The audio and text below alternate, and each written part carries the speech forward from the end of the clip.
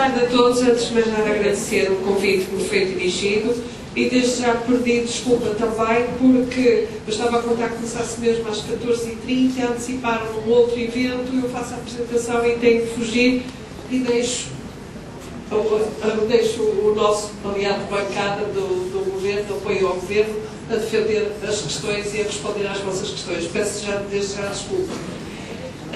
Eu queria pegar precisamente no discurso e desde já cumprimentar precisamente o discurso da Sra. Presidente da CIP e dar continuidade no seguinte sentido.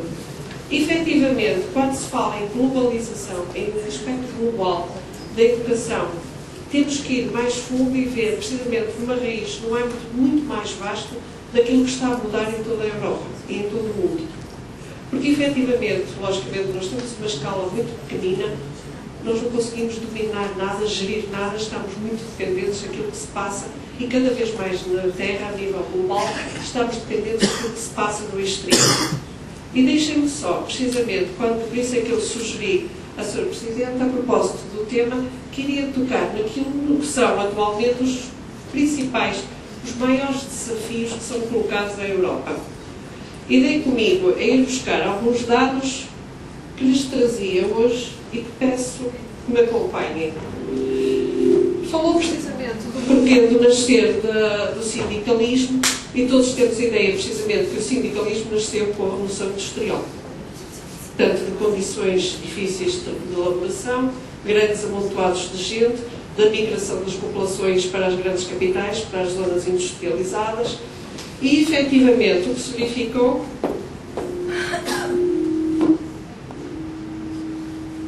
é que em 1900, portanto já depois da industrialização, da tal Revolução Industrial, como sabem, teve também grandes repercussões, por exemplo, a nível ambientais, a nível tecnológico, etc.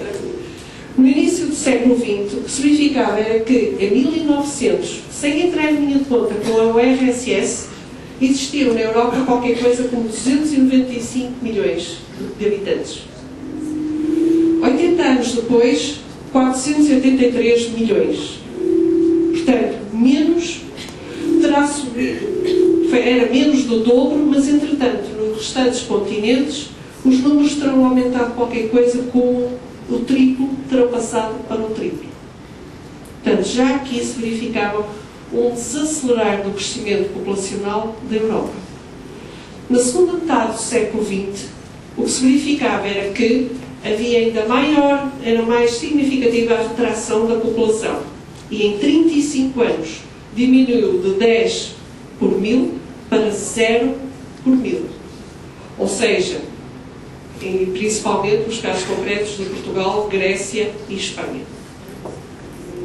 O que se vai verificar também é que, depois da Segunda Guerra Mundial, a Europa foi região de emigração, portanto houve um fluxo migratório da Europa para o exterior e atualmente é dominantemente destino de migração, ou seja, assiste-se a um processo imigratório precisamente para a Europa.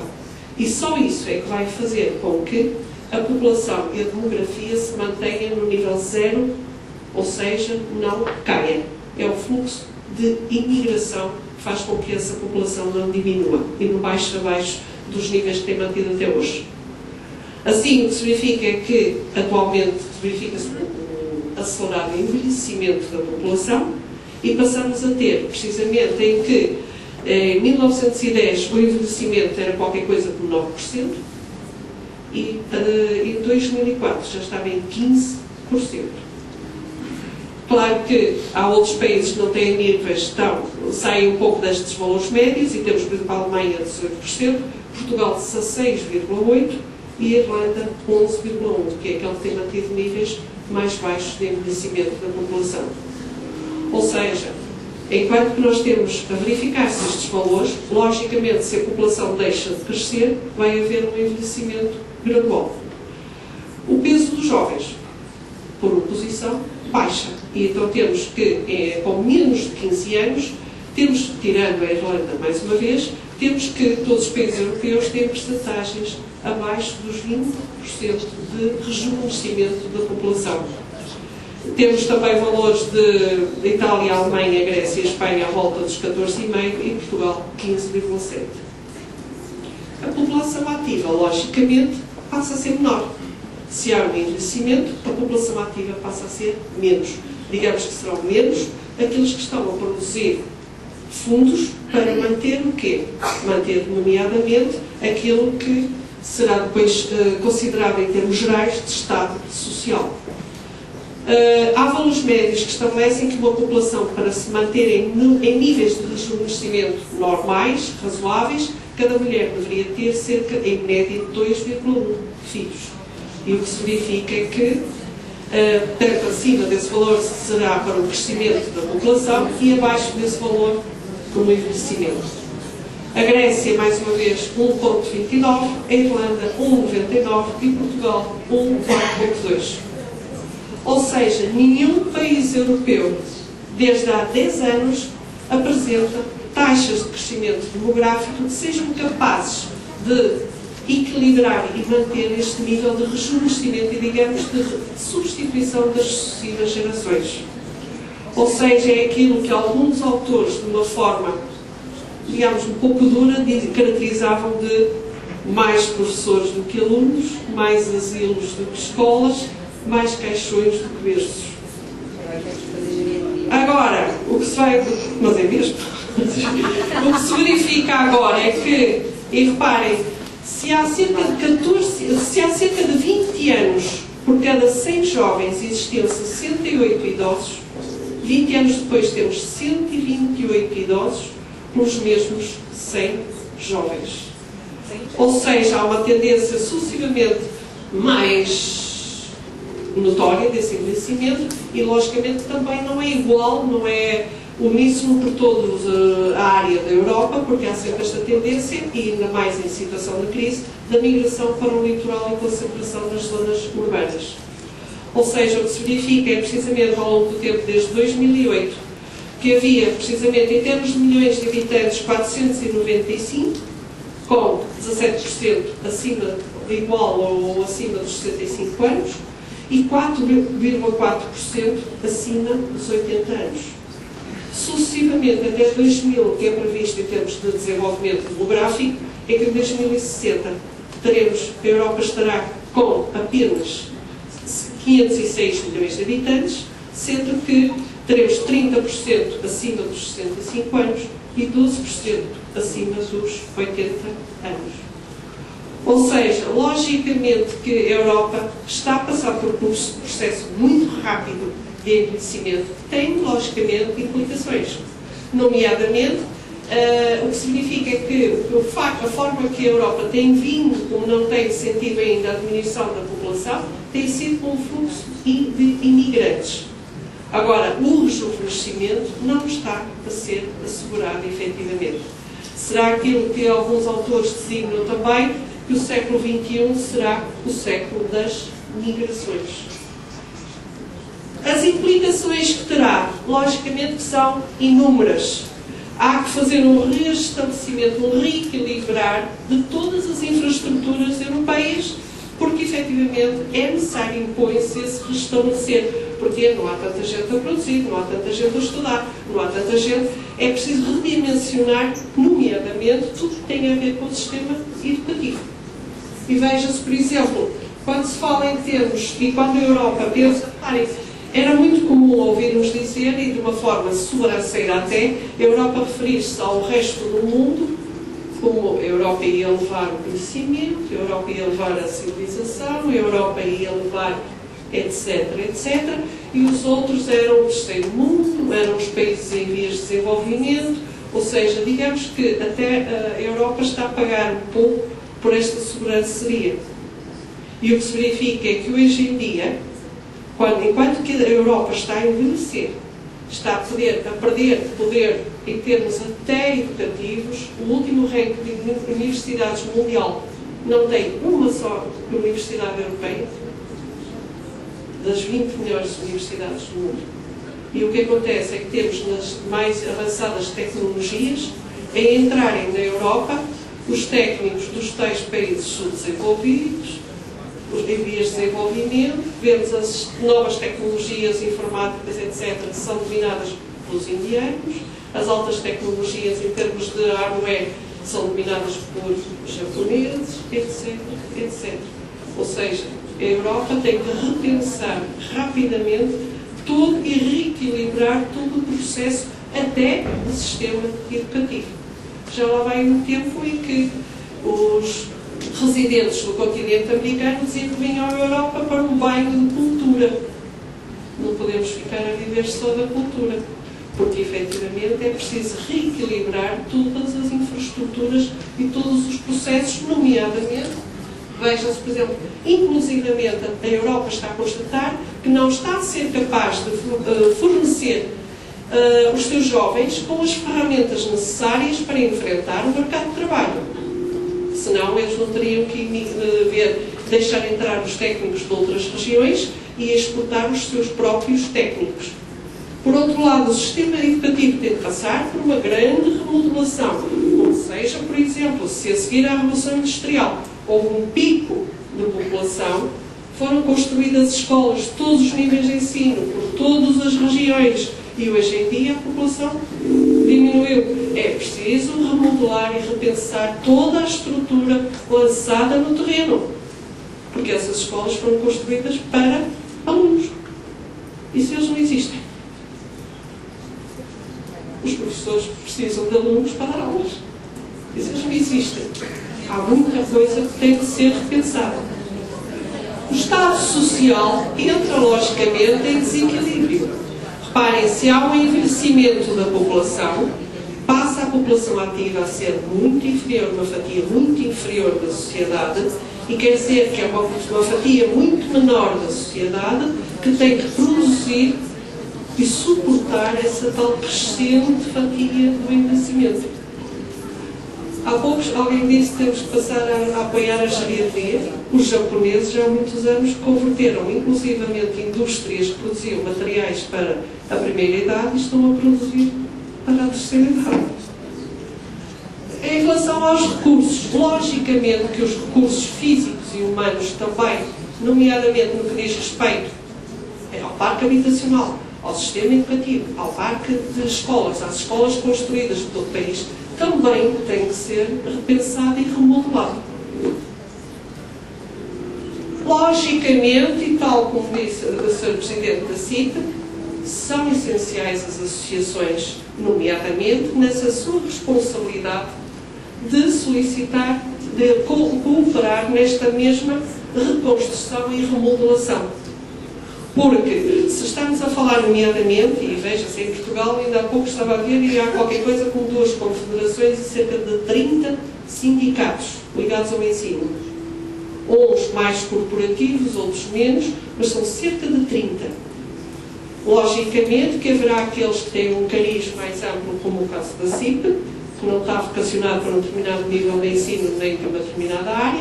Há outros que são mais específicos para determinadas áreas do saber. Agora, impõe-se efetivamente remodelar e impõe-se, sobretudo, recuperar o prestígio que durante um período foi perdido e que, portanto, importa também recuperar esse mesmo prestígio para que a profissão de docente seja efetivamente e recupere o peso e a credibilidade que tinha nessa mesma sociedade. Em termos de prestígio também da carreira docente, não posso deixar de lembrar a importância da autorregulação da carreira docente. Porque os professores, os docentes, são os primeiros a querer, que se querem esse processo de recuperação do prestígio, têm também de querer que sejam condicionado quem vai para docente, quem acede à carreira docente, porque serão os primeiros, precisamente, a querer que sejam técnicos e profissionais de excelência. Porque não se consegue fazer a excelência de ensino, não se consegue ter alunos de excelência com conhecimentos de excelência se os professores não forem de excelência. Portanto, há também que as associações ligadas aos docentes saibam precisamente exigir que quem entra na carreira docente sejam efetivamente profissionais de excelência. Em relação ao papel Em relação ao papel que o Estado tem, e logicamente o Ministério da Educação, neste caso o nosso concreto, Ciência e Cultura, e reparem, nós todos encaramos como sendo essenciais ligar todas estas áreas. Como é que se pode falar de ensino sem falar de ciência, sem falar de cultura, sem falar de todos os níveis de ensino, desde o pré-escolar, o básico, o secundário, se não se fala no superior, tem de estar tudo em contínuo. Não podem estar estanques, porque eles têm que se interpenetrar e colaborar, porque estamos a falar de percursos de alunos que têm que ter esta evolução, definir um percurso contínuo de conhecimento. Em relação às medidas que foram tomadas, e que precisamente tem sido exigida porque se tem pautado a atuação deste Ministério, tem sido precisamente na necessidade de munir os alunos de competências, de conhecimentos reais, sérios, credíveis, a qualidade da docência que tem de ser garantida, a avaliação, porque não se pode avaliar se a docência é de qualidade, se os conhecimentos são de qualidade, se não forem avaliados, não se pode concluir, seja o que for. Da mesma maneira que a autonomia que sempre foi reclamada pelos docentes tem de ser garantida. E, efetivamente, agora todos têm também de saber como gerir essa autonomia. Porque ainda há dias eu ouvia precisamente no sindicato dizer autonomia, mas já chega de autonomia. Tem que ser balizado, tem que saber, já chega. As pessoas saberem a carreira dos docentes, como qualquer profissional, gerindo a autonomia, tem que saber utilizar e usar da melhor forma. A liberdade de escolha das famílias tem de ser garantida, porque as famílias têm que ter oportunidade. Não podemos agora dizer, como há certas aulas na nossa sociedade que são contra o ensino particular. Eles são necessários também, têm de se complementar. Agora, até não podemos fundar que um encarregado de educação, se quiser colocar o seu educador num ensino particular, não o possa fazer. Tem direito a optar por fazê-lo. Temos que garantir que também no público a qualidade seja exigente e que existe e que seja garantida para todos os alunos. Em relação a tudo aquilo, as medidas que foram tomadas, deixem-me só elencar-lhes algumas. A revisão que foi promovida da estrutura curricular. O ensino profissional e componente dual tem de ser credibilizado.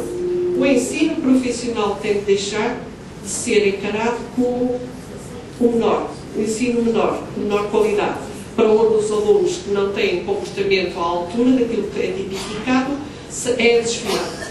O ensino profissional tem de ser credibilizado, recuperada a sua força, a sua integridade, para que o aluno possa encarar o ensino profissional como uma verdadeira opção de carreira e de percurso educativo.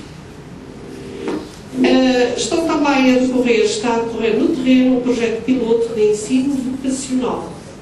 E reparem, nós não vamos inventar nada agora para a educação. Há regiões do globo, nomeadamente também europeu, que já estão a trabalhar nestas áreas há muitos anos. Podemos evitar erros, evitando os erros que outros já cometeram, e pouparemos esforços e energias se pudermos evitar esses erros que eles já constataram no seu percurso. E, portanto, poderemos aprender com a experiência de outras regiões. No que diz respeito também às metas curriculares, as metas curriculares foram a ver. Eu também sou professora há 20 e tal anos e vi muitas vezes, senti muitas vezes a dificuldade que é dos professores perceberem exatamente o que é que eles têm de saber, o que é que temos efetivamente de ensinar aos alunos e o que é que eles têm de saber efetivamente para ser avaliado. Portanto, a clarificação daquilo que é essencial no conhecimento que lhes é ministrado, para que também possa a avaliação ser canalizada nesse mesmo sentido. Em relação ao reordenamento da rede escolar, ora, ainda há pouco falávamos, se foi estendida uma rede que hoje se verifica que está sobredimensionada, logicamente tem de ser feito o reajuste. Em relação ao Estatuto do Aluno e Ética Escolar, todos os professores, os docentes eram unânimes de que era necessário credibilizar e, nomeadamente, trazer o encarregado de educação para o processo, corresponsabilizá-lo no percurso, nas escolhas que são feitas em termos de percurso educativo pelos alunos e também em termos de comportamento e do processo de ensino-aprendizagem que é promovido na escola. A avaliação e monitorização do ensino universitário e investigação associada. Porquê? Logicamente, se estamos em situação de crise, mais do que nunca, a investigação tem de ser canalizada para áreas que tenham aplicação prática no terreno, nas empresas, porque é agora que nós precisamos desse conhecimento, não é daqui a 50 anos. Portanto, as universidades, está a ser feito um apelo, lançado um desafio às universidades para que desenvolvam, promovam, estabeleçam protocolos com as empresas, porque é preciso ir buscar dinheiro e financiar esse mesmo trabalho, é preciso pôr no terreno essa mesma atividade, essa experiência, esse conhecimento que é conseguido. Em relação, estava aqui a falar por causa da monitorização, porque não podemos estar mais, é preciso repensar muito dos cursos que por aí andam, que estão disponíveis, porque não podem ser criadas falsas expectativas às famílias e aos alunos com cursos que não têm a mínima empregabilidade. Ou então, que tenham consciência que sejam formados. Tomem a solução, mas é por sua conta e risco. A empregabilidade é zero, atualmente. Mas tem de ser feita esta clarificação para que pais e jovens possam ter essa mesma consciência. O papel do Estado ainda, via Ministério da Educação, tem de ser, logicamente, de garantir aos nossos jovens uma formação que se coadune com o que é efetivamente necessário na nossa sociedade. Porque é com essas ferramentas que os vamos munir que eles vão enfrentar o seu papel na cidadania, no seu papel na sociedade, é com essas ferramentas que eles vão ter de sobreviver e de vingar o seu futuro. E quando estamos a falar de jovens, logicamente, não é só o futuro deles que estamos a falar, é o futuro de nós todos e é o futuro do nosso país. E como professores todos sabemos que a nossa maior realização não é se o aluno X, Y e Z entrou no curso tipificado como sendo de topo de elite. É se está feliz, se sente realizado e se está a sentir-se bem-sucedido na sociedade. Muito obrigada.